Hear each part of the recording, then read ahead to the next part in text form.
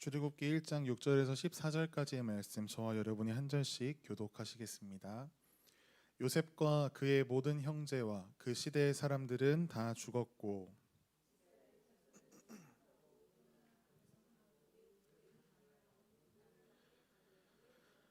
요셉을 알지 못하는 새 왕이 일어나 애굽을 다스리더니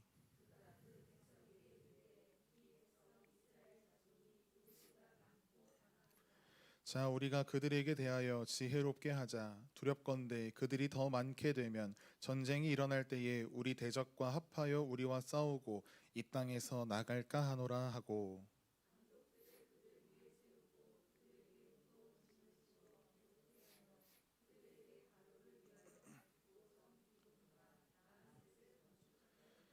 그러나 학대를 받을수록 더욱 번성하여 퍼져나가니 애굽 사람이 이스라엘 자손으로 말미암아 근심하여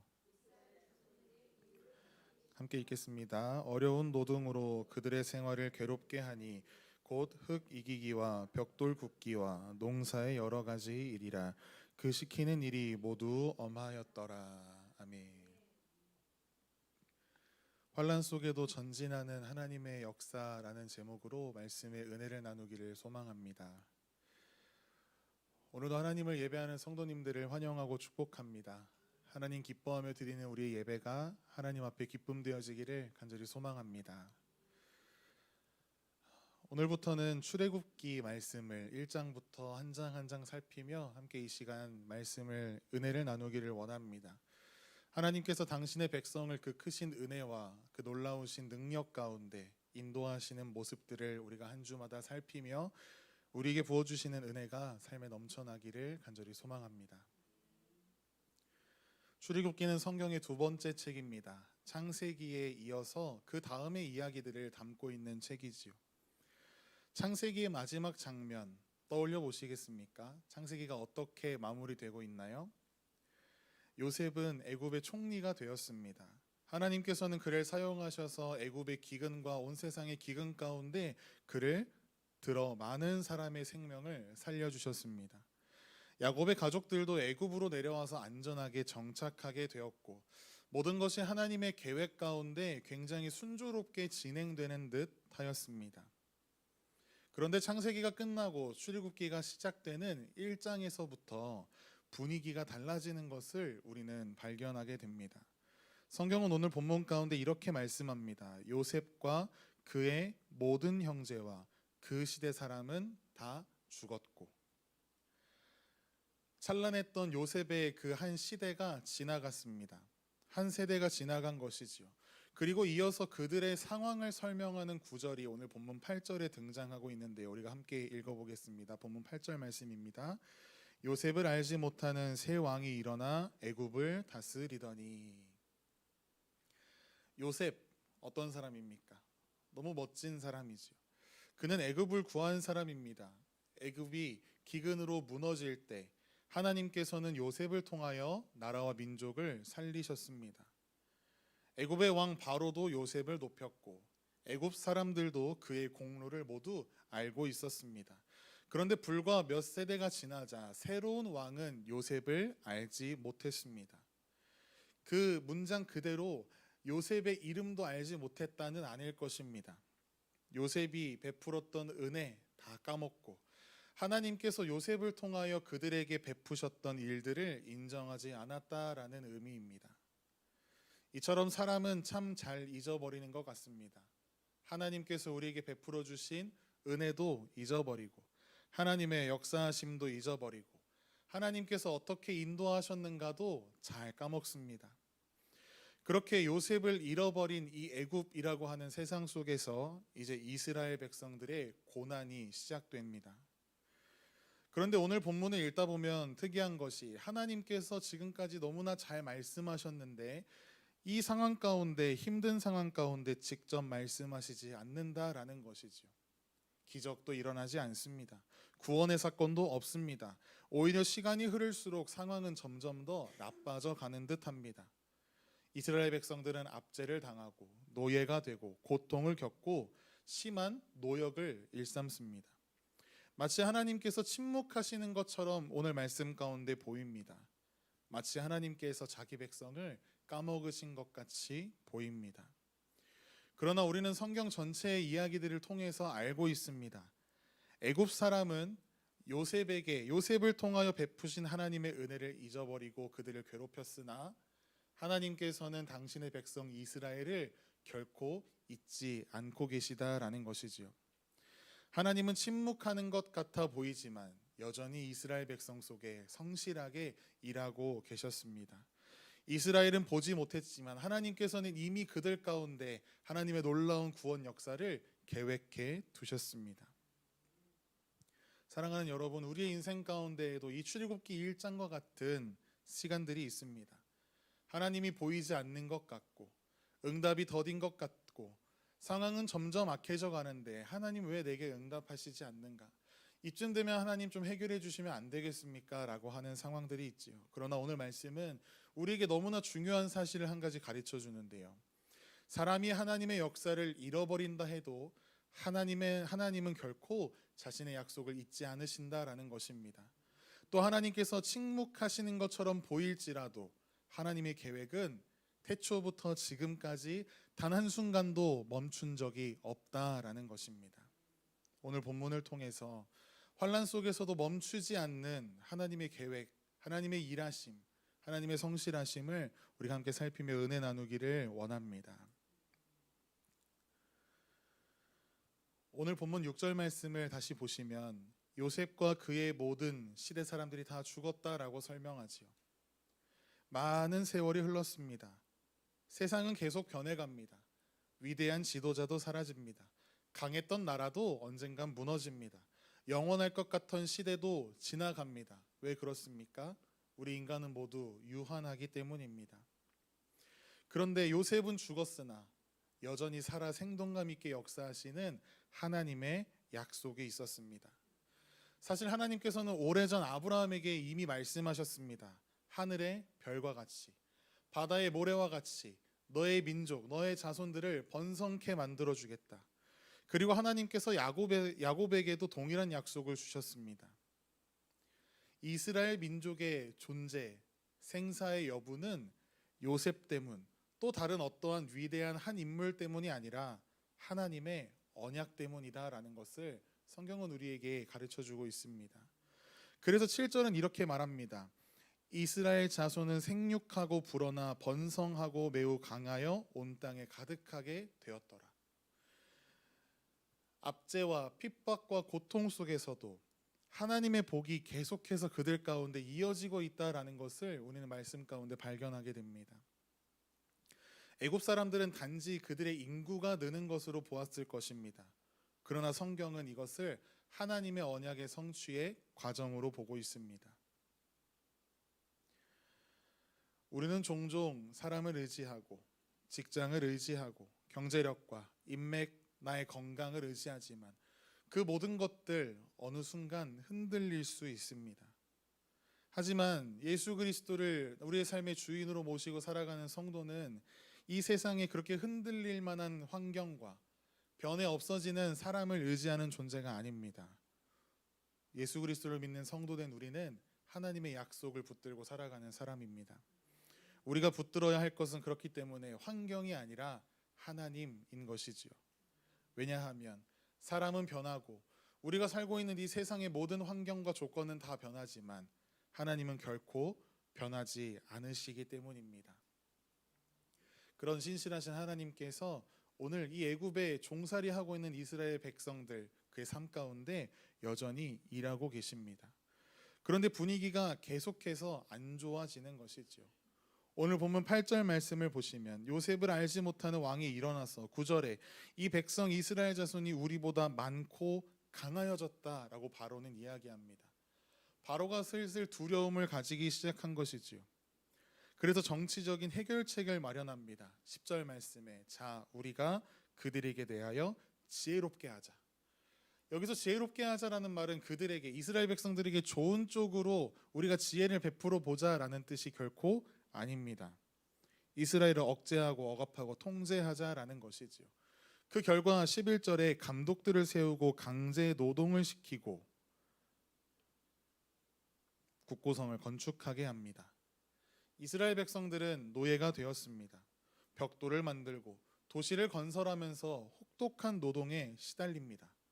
바로의 계획은 분명했습니다. 저 이스라엘 백성들이 힘을 빼면 저 자손들이 많이 죽기도 하고 또 번성치 못하게 될 것이다. 더 이상 성장하지 못하게 될 것이다. 그런데 그런 큰 압제 속에서도 하나님은 더 크게 그들 가운데 일하십니다. 12절 말씀 우리가 한번 읽겠습니다. 그러나 학대를 받을수록 더욱 번성하여 퍼져 나가니 애굽 사람이 이스라엘 자손으로 말미암아 근심하며. 이것이 오늘의 본문의 핵심입니다.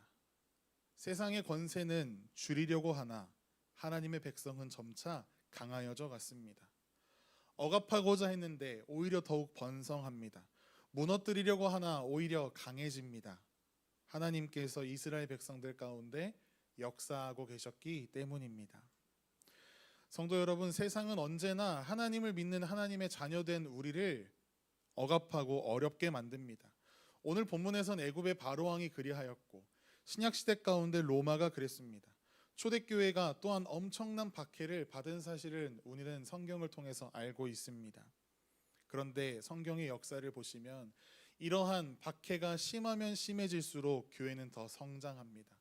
교회는 더 하나님의 말씀 안에 굳건한 신앙을 갖게 됩니다. 왜냐하면 교회의 주인이 사람이 아니라 하나님이시기 때문입니다.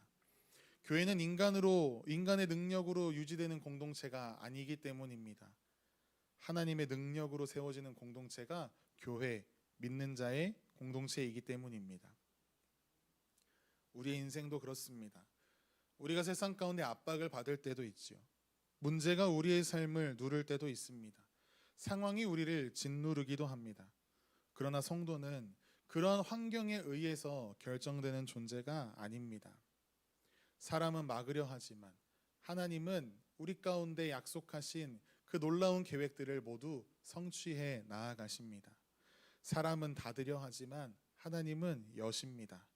그러므로 우리는 그 상황보다 크신 하나님을 늘 바라보기 위하여 우리가 찬양으로 고백했던 것과 같이 너는 어느 곳에 있든지 주를 향하고 주만 바라볼지라, 이 믿음으로 우리가 하나님 앞에 나아가야 할 줄 믿습니다. 이쯤 되면 이제 이스라엘 백성 가운데 하나님께서 일하기 시작하시지 않을까 생각하지만 우리가 계속해서 말씀을 읽어갈수록 상황이 더 어두워지는 것을 보게 됩니다. 본문 13절과 또한 14절 말씀을 보시면 성경은 반복해서 이야기합니다. 그들을 괴롭게 하였다, 혹독하게 하였다. 하나님의 백성이라고 우리가 이야기하면서 문제가 줄어들기를 삶 속에 기대합니다. 그런데 오늘 본문은 반대로 가고 있는 것이죠. 상황이 더 나빠지는 것입니다. 왜 하나님께서 이스라엘 백성들을 당장 구원하지 않으셨을까요? 왜 바로를 즉시 심판하지 않으셨을까요? 왜 이스라엘 백성에게 고난을 허락하셨을까요? 우리가 앞으로 출애굽기를 계속해서 살펴보면서 알게 될 것이지만 하나님은 이미 구원을 준비하고 계셨습니다. 이스라엘은 몰랐지만 하나님은 모세를 준비하고 계셨습니다.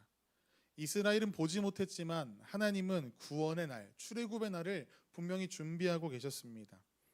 사실 하나님께서 이미 수백 년 전에 아브라함에게 말씀하셨어요. 창세기 15장에서 하나님께서 그의 자손이 이방 땅에서 400년 동안 고난받을 것이다. 그리고 그 이후에 큰 재물을 가지고 너희가 나오게 될 것이다 라는 말씀을 이미 말씀하셨습니다. 즉 지금 일어나고 있는 일이 하나님의 손이 짧아서 하나님께서 일하지 않으셔서 이스라엘에게 일어나는 고통과 어려움이 아니다라는 것이죠. 지금 이 400년의 힘든 시간 또한 하나님의 철저한 계획과 일하심 가운데 있는 사건이다라는 것입니다.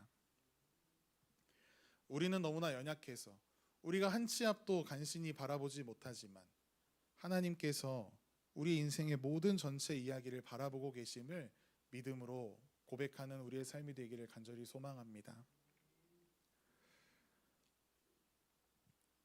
밤에 가장 어두운 시간이 있습니다. 언제일까요? 네, 동트기 전이 가장 어둡다라고 이야기합니다. 해가 막 졌을 때가 어둡지 않습니다. 새벽 동이 트기 전이 가장 어둡습니다. 그 순간 사람은 이 밤이 끝나지 않겠구나라고 하는 공포심에 사로잡히기도 합니다. 그러나 그때는 해가 가장 가까이 와 있는 시간인 것처럼 이 출애굽기 1장이 그렇습니다. 이스라엘 백성들 어찌 보면 자신들이 겪고 있는 가장 큰 어려움을 겪고 있는 어두운 밤을 지나고 있을지 모르겠습니다. 그러나 하나님께서 이미 모세를 준비하셨습니다. 출애굽이 점점 가까워지고 있는 것이지요. 백성들은 알지 못하지만 하나님은 계속해서 그들 안에 역사하고 계신다라는 것입니다. 우리가 계속해서 묵상해왔던 예수님의 십자가도 그렇습니다. 제자들 눈에는 분명히 실패와 같았습니다. 모든 것이 끝난 것처럼 보였습니다. 그러나 하나님은 그 십자가를 통해 인류 구원의 역사를 이루셨습니다. 가장 어두운 십자가의 순간이 가장 위대한 구원의 시작이었습니다. 출애굽도 그렇습니다. 그래서 우리는 기억해야 합니다. 고난이 크다고 해서 결코 하나님이 우리로부터 멀리 계신 것이 아니다라는 것입니다. 환난이 깊다고 해서 결코 하나님께서 역사하지 않으시는 것도 아닙니다. 오히려 성경은 계속해서 반복하면서 우리에게 보여줍니다. 환난이 깊어질수록 하나님의 구원은 우리에게 가까워진다라는 것이지요.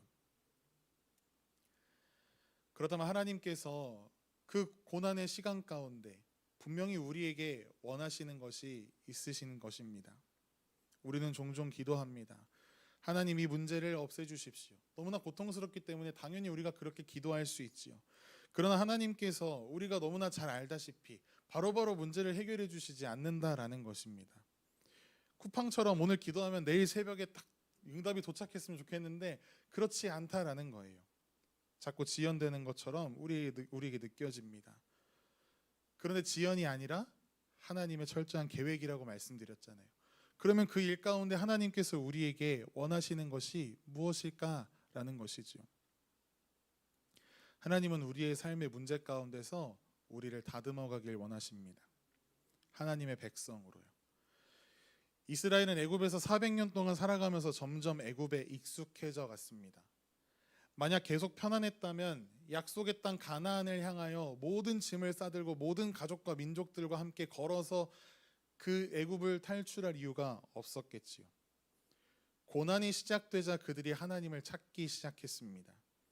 그들에게 닥친 노역이라고 하는 그 고난과 고통은 그들의 시선을 애굽의 편안함에서 하나님께로 돌려놓았습니다. 하나님의 백성답게 세상이 아니라 하나님을 바라보도록 그들의 시선을 돌려 다듬으신 후에 그들로 하여금 애굽에서 탈출하도록 하게 하신 것이지요. 우리의 삶도 그렇습니다. 평안할 때는 기도가 잘 나오지 않는 것이 현실입니다. 그러나 고난이 오면 저절로 무릎을 꿇게 되는 것이지요. 오히려 고난은 성도를 하나님께 더 가까이 가게 만드는 도구가 되기도 합니다. 그래서 하나님은 때때로 고난을 통해 하나님을 더욱 바라보게 하시고 고난을 통해 하나님의 자녀를 더욱 하나님의 자녀답게 만들어 가십니다. 고난을 통해 하나님은 우리를 다듬어 가시며 또 그 일하심 가운데 우리는 여전히 우리를 붙잡고 계시는 하나님을 깨닫고 발견하게 되는 것입니다. 그 은혜가 어두운 밤과 같은 우리의 인생에 희망과 소망의 빛이 되기를 간절히 소망합니다. 사랑하는 여러분, 오늘 본문에는 두 존재가 등장하고 있습니다. 한 존재는 바로입니다. 세상 권력을 대표하는 자이지요. 한 존재는 하나님이십니다. 그러나 이스라엘 백성 가운데 신실하게 언약을 이루어 가시는 분. 겉으로 보기에는 바로가 강해 보입니다. 그러나 최후 승리하는 분은 하나님이십니다. 분명 그들 가운데 요셉을 알지 못하는 새 왕이 일어났습니다. 그러나 여전히 하나님은 자기의 백성을 기억하고 계셨습니다. 새 왕은 이스라엘을 괴롭히기 시작했습니다. 그러나 하나님의 계획은 그렇다고 해서 결코 멈춰지지 않았습니다. 환란이 깊어져 갔으나 구원은 그들에게 점점 가까이 다가오고 있었습니다. 오늘을 살아가는 우리에게도 요셉을 알지 못하는 새 왕이 찾아옵니다. 예상치 못한 위기와 어려움, 이번 주는 좀 순탄하겠지라고 생각하지만 또 크고 작은 어려움과 변수들이 우리의 삶 가운데 등장합니다. 하지만 우리가 그 상황 가운데 낙심하지 않고 기억할 것은 위기는 결코 하나님의 계획보다 크지 않다라는 것입니다. 세상의 권세가 결코 하나님의 뜻을 막을 수 없다라는 것입니다. 하나님의 은혜는 환란이 깊어질수록 하나님의 은혜는 우리에게 더욱 가까이 있다라는 사실을 믿음으로 기억하며 고백하며 나아가는 우리의 삶 되기를 간절히 소망합니다. 그러므로 우리가 눈앞에 바로를 바라보는 것이 아니라 우리에게 약속하신 언약의 하나님을 바라보십시오. 상황보다 크신 하나님을 더욱더 믿음으로 붙잡고 신뢰하십시오.